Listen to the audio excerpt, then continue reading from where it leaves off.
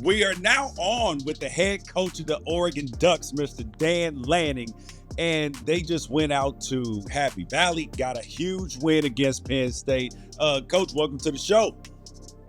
Appreciate you having me.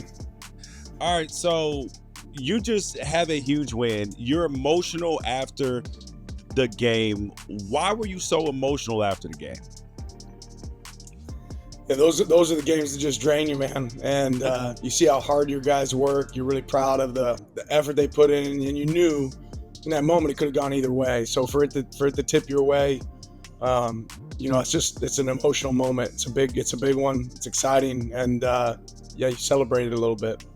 Yeah, and you have kids that are, middle school, almost high school age. So I would imagine that you've seen the memes, right? Or you've heard about the memes. Oh yeah. Oh yeah. What did your wife and your kids say when you got home? They know that I'm crazy. They know I'm crazy. You had a little sit down with them. You're like, hey, you see what? They're all laughing at it. They think it's hilarious. So it's fun because at home I'm dad, right? I'm not coach. So they can have fun making fun of me too whenever I get a little bit juiced. What did you learn about this 2025-26 Ducks team and going to that environment and getting a win? Well, just that they can handle the chaos, right? They can handle, because it was chaos. It was a loud environment. It was an unbelievable environment. They can handle the pressure, right? The pressure got turned up. They leveled up, and overall, the guys played with unbelievable effort throughout the day. You continue to look through that film, and you see guys that were playing with their hair on fire, which is awesome.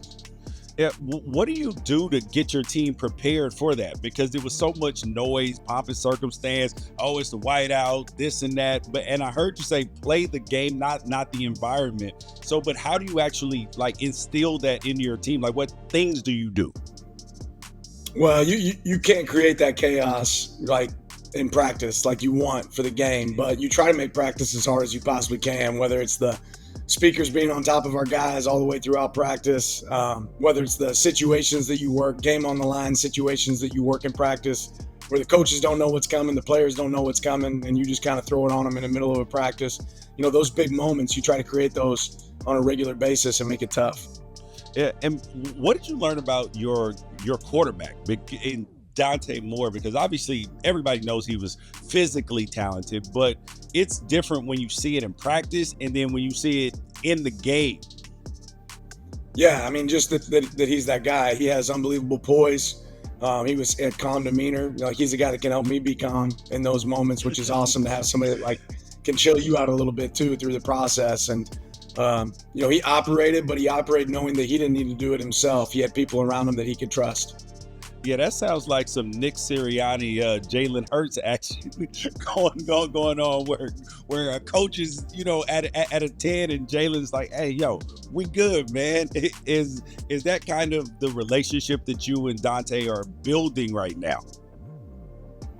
Yeah, we've got a great one, and I love him to death. I love him as a person more than I do as a quarterback. He's an unbelievable person. He works really hard, and when you know that your quarterback's prepared and he works like Dante works, it gives you a lot of confidence as a coach. Yeah, on the Ducks versus them and the pregame things, there's a whole lot of stuff talked about leadership. You have the leadership retreats and all those sorts of things. How do you think that plays into how your team plays and really the development of the men and the character that allows you to go win games when you go into overtime? Yeah, when you look at our team and you realize how many people were gone after last season, and we're going to have to establish some new leaders, establish some new standards, you tell the guys that, and you identify it right away, and you say, okay, but here's what we're going to do to attack it. A lot of people say it, what's the development look like? How are we going to transition that? And for us, we want to expose our guys to as many opportunities to create that as we can. And they did an unbelievable job of this offseason saying, okay, I'm tired of hearing coach say we need leadership, and it's there now. We have it. Yeah, and you're getting a lot of production from true freshmen and redshirt freshmen. Got a redshirt freshman starting at corner, true freshmen at getting reps in the running back room. How is it the recruiting? Is it the development, identification? How do you have so many impact young players playing on this team? I think all that adds up. It's always tough for a young guy to be able to play if they're not prepared. Our coaches have done an unbelievable job preparing them, and those guys are doing an unbelievable job preparing. And then when you identify the right guys that you think can make an impact, we've always said it: if you're good enough, you're old enough, right? There is no age on performance, and these guys are performing at a young age.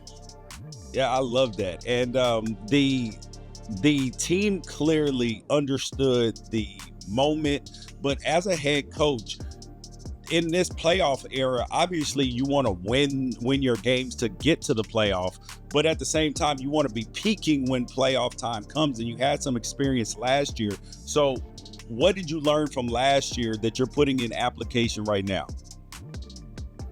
Well, I think it's every year is different. Every team's different. I think the big thing is us continuing to grow, try to find our awards before somebody else finds them. Recovery is huge for us this week. Our team's gone really hard for 5 weeks, putting ourselves in a position where we can do a great job of recovering and still challenging ourselves in practice to be the best version of us and look for opportunities to grow up. But I think each year is a little bit different. You have to modify it based on what that team looks like. Yeah, when you're looking at, I guess, the bye week, right? Because coaches are notoriously the good ones seem like they focus on the things that didn't go right, even after an emotional win, so you don't have that letdown. So what's the message for this week in the bye week before you have another top 10 matchup next week with Indiana? Yeah, just tap in, right? Tap in on where you're at right now. Everybody has an improvement plan in our program, right? Every single position, every single person.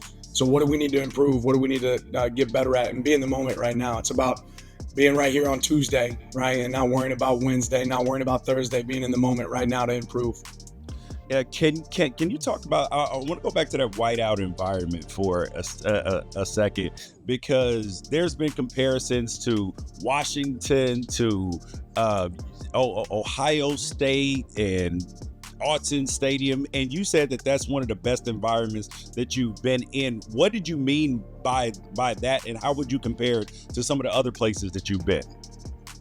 I think it starts right when you start to pull up and you see all the RVs, you see all the people tailgating. I mean, you're at first you're saying, how do they get 100,000 or 110,000 people into State College? And then when you're driving up, you're like, oh, here they are, right? There's a bunch of them, and the operation throughout the game, the way they stay engaged, the fans, you don't see them sit down. They do a really good job. It's impressive to see, but it starts probably right when you're driving up and you recognize the tailgate. Yeah, and the song Mo Bamba was a little bit of a discussion last week. Is that going in your playlist now? No, I'm probably deleting that one. Yeah, it was a really good experience. So what do you need out of Ducks fans and the crowd that they're going to get a week to recover, but what do they need to be looking forward to and expecting out of them in a week from now? Our fans are the best. And, I think the thing that makes some environments different is they get hot for moments, right? They get hot for a third down. They get hot for a punt. They get hot for in the red area, right? Our fans, they're hot from start to finish, all the way through the game. So that's what we need from them. We need that. We need that juice, that energy from beginning to end. Yeah, and your defense, like the defense stoned Penn State's running game for the majority of the game, and it's been, different. And it looks like that there's some shades to some things that you guys played against last year. How important is it to that Ohio State game? It looks like you guys are using Thieneman a lot like they used Caleb Downs last year. Yeah, you got to be able to adapt. You got to be able to adjust. I think that's an important trait, and that's for coaches. That's for players. I think our guys have done a really good job handling that. And ultimately, our goal is walking away after last season is how do we eliminate explosive plays, and that's been something that could help us. Yeah, and you are clearly, you're early in your head coaching journey, but it seems like you figured out a lot of things early. What I would say is the biggest thing that you learned from when you got the job to now you're sitting here, having playoff experience and everything else? I don't know if you can put your finger on one thing, but it's probably just that piece of what I said before about the ability to adapt and grow, and challenge your staff to do the same, not get comfortable, and looking at what's been successful. That's great, but it's more about looking about what can be a problem in the future and how do you attack that. Yep. And well, we are excited to see what happens for the rest of this season. You guys, it is Dan Lanning, head coach of the Oregon Ducks. Any parting messages before we get out of here? No, just appreciate our fans, man. Can't wait to see them fill out Autzen and create an unbelievable environment for us when we get with Indiana. I appreciate it. Thanks for coming on. You bet. Thanks, George.